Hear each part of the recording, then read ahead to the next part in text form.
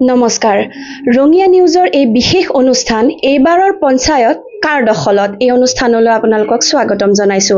এই অনুষ্ঠানৰ জৰিয়তে আমি আপোনালোকক পৰিচয় কৰাই দিম এইবাৰৰ পঞ্চায়ত নিৰ্বাচনত ৰঙিয়াৰ পৰা অৱতীৰ্ণ হ'বলগীয়া প্ৰাৰ্থীসকলৰ সৈতে। আমাৰ লগত এইবাৰ উপস্থিত আছে এই অনুষ্ঠানৰ প্ৰথম গৰাকী অতিথি। আমি তেখেতৰ ওচৰলৈ আহিছো, আপোনাৰ ওচৰলৈ আহিছো, এই অনুষ্ঠানটোলৈ আপোনাক স্বাগতম জনাইছো। প্ৰথমে আমি জানিব বিচাৰিম আপোনাৰ পৰিচয়। নমস্কাৰ, মোৰ নাম দিব্যজ্যোতি কলিতা। মই 17 নং পাণ্ডুৰী জিলা পৰিষদৰ ভাৰতীয় জাতীয় কংগ্ৰেছ দলৰ মনোনীত প্ৰাৰ্থী। মোৰ ঘৰ বৈদ্যগড় গাঁও পঞ্চায়তৰ, আগত বৈদ্যগড় গাঁও পঞ্চায়ত আছিল, এতিয়া আৰিমত্ত বৈদ্যগড় নামেৰে নামকৰণ কৰা হৈছে। মোৰ তৰণীত ঘৰ, তৰণী পবিত্ৰ হৰি মন্দিৰ স্থলীৰ ওচৰতে মোৰ ঘৰ। হয়, আপোনাৰ পৰা আমি জানিব বিচাৰিম যে এই পঞ্চায়ত নিৰ্বাচন সম্পৰ্কে আপুনি কেনেকুৱা ধৰণৰ প্লেনিং কৰিছে।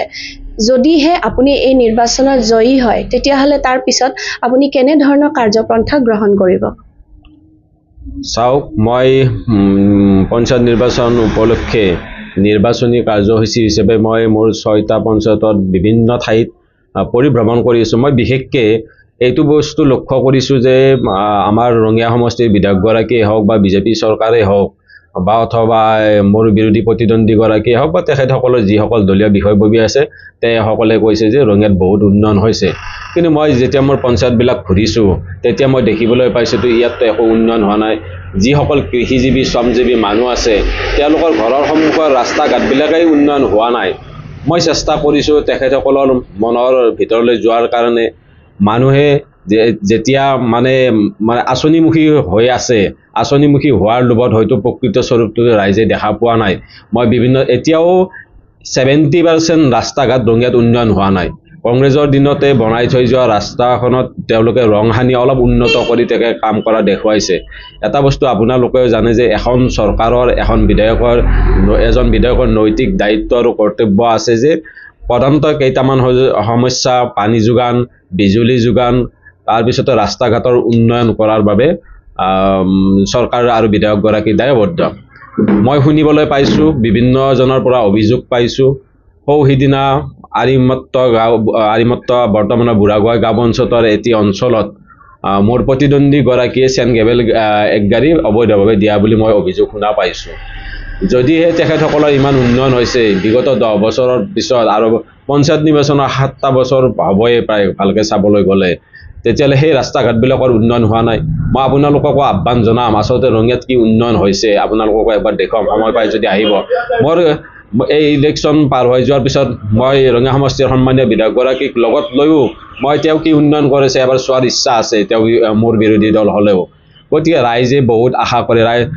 ৰঙিয়া সমষ্টিৰ বিধায়কগৰাকীয়ে হওক বা বিজেপিয়ে ভাবিছে বোলে যে 1250 টকা দি কিনে মানুহক তেওঁলোকে ভোট কিনি কিনে মানে গণতন্ত্ৰক হত্যা কৰি কিনে ৰাজতন্ত্ৰ চলাব পাৰিব। আচলতে সেয়া নহয়। গতিকে মই ভাবোঁ ৰাইজৰ ওচৰত প্ৰথম মোৰ প্ৰতিশ্ৰুতি আছে ৰাইজৰ ওচৰত থকাৰ, মই ৰাইজৰ ওচৰত 24 ঘণ্টাই থকাৰ মোৰ সংকল্প আছে। তেওঁলোকৰ আপদে বিপদে অন্ততঃ কাষত থিয় হ'ব পাৰিলে সেইটোৱে মোৰ প্ৰথম দায়িত্ব হ'ব। তাৰপিছত তেওঁলোকৰ লগত আলাপ আলোচনা কৰি কি মাধ্যমেৰে তেওঁলোকৰ লগত মানে সমস্যাসমূহ সমাধান কৰিব পাৰিম সেই বিষয়ে মই তেওঁলোকৰ লগত আলোচনা কৰিয়ে কৰিম। কিয়নো ৰাইজৰ উৰ্ধত কোনো নহয়, ৰাইজেই সৰ্ববিদ্যামান। গতিকে তেওঁলোকৰ পৰামৰ্শই মোক অনাগত ৰাজনৈতিক জীৱনত আগবঢ়াই লৈ যাব।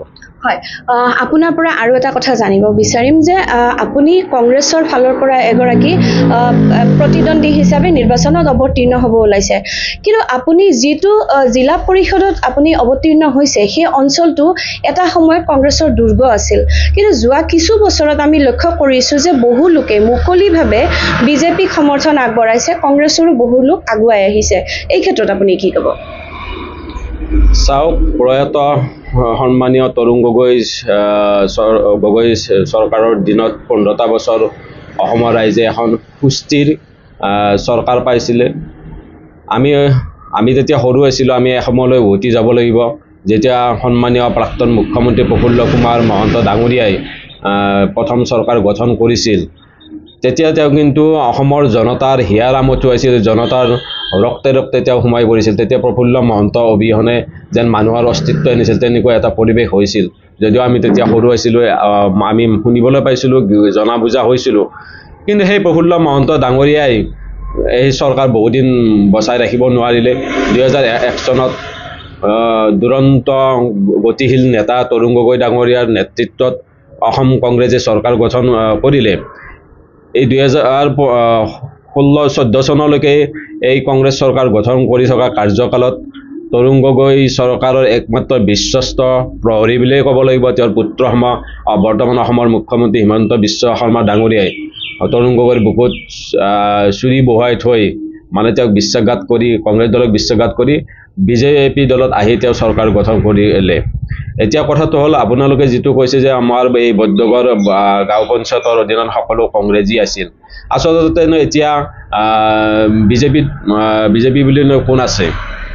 এতিয়া যিগৰাকী মোৰ প্ৰতিদ্বন্দ্বী, সেই প্ৰতিদ্বন্দ্বীগৰাকী আচলতে বিজেপি আৰু এজেপিৰ মানুহকে বিশ্বাসত ল'ব পৰা নাই, তেওঁলোকৰ কৰ্মীগৰাকীক।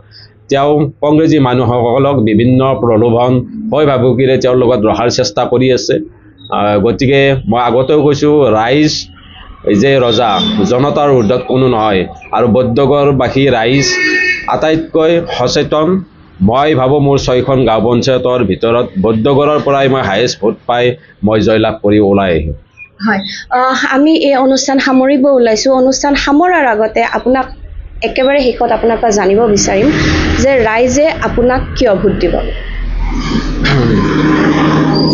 ৰাইজে প্ৰথমে মোক এইকাৰণেই ভোট দিব যে সুস্থ গণতন্ত্ৰ ৰক্ষাৰ হেতু বিৰোধীৰ প্ৰয়োজন যথেষ্ট আছে। সেয়া আপোনালোকেও জানে, সকলো ৰাইজে জানে।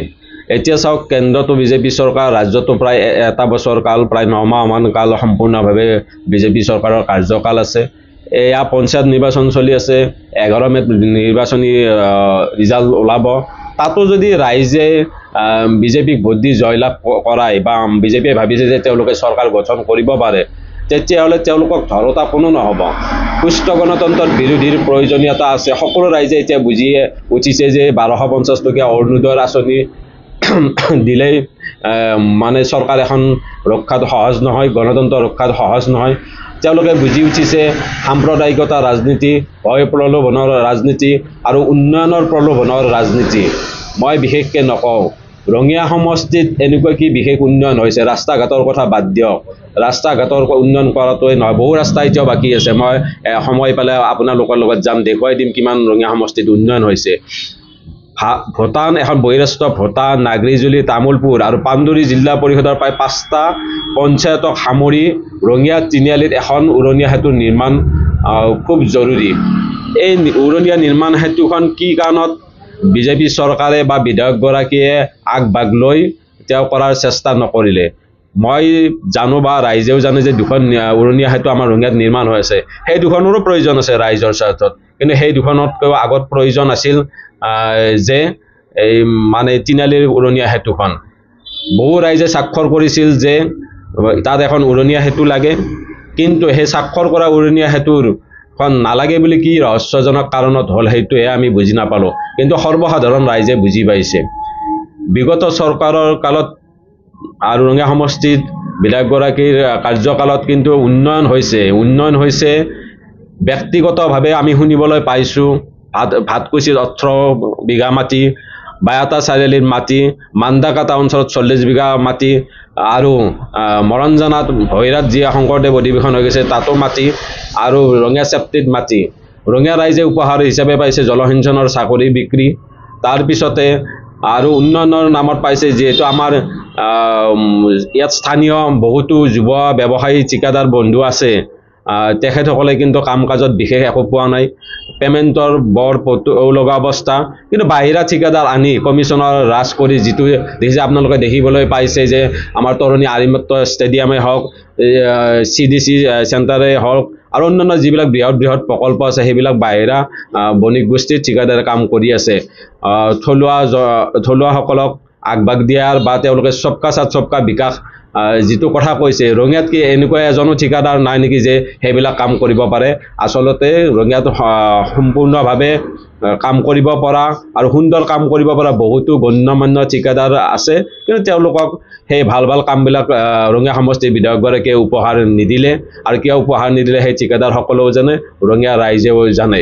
গতিকে বিজেপি চৰকাৰ আৰু বিধায়কগৰাকীয়ে যি উন্নয়নৰ কথা কৈছে এই উন্নয়ন মাত্ৰ মানে ফটা ঢোলে বজাই আছে। ৰাইজে সম্পূৰ্ণ বুজি উঠিছে কংগ্ৰেছৰ দিনত গণতন্ত্ৰ ৰক্ষা হৈছিল, সেইবাবে কংগ্ৰেছৰ বেয়া দেখিলেও ৰাইজে স্বতঃস্ফূৰ্তভাৱে কৈছিল।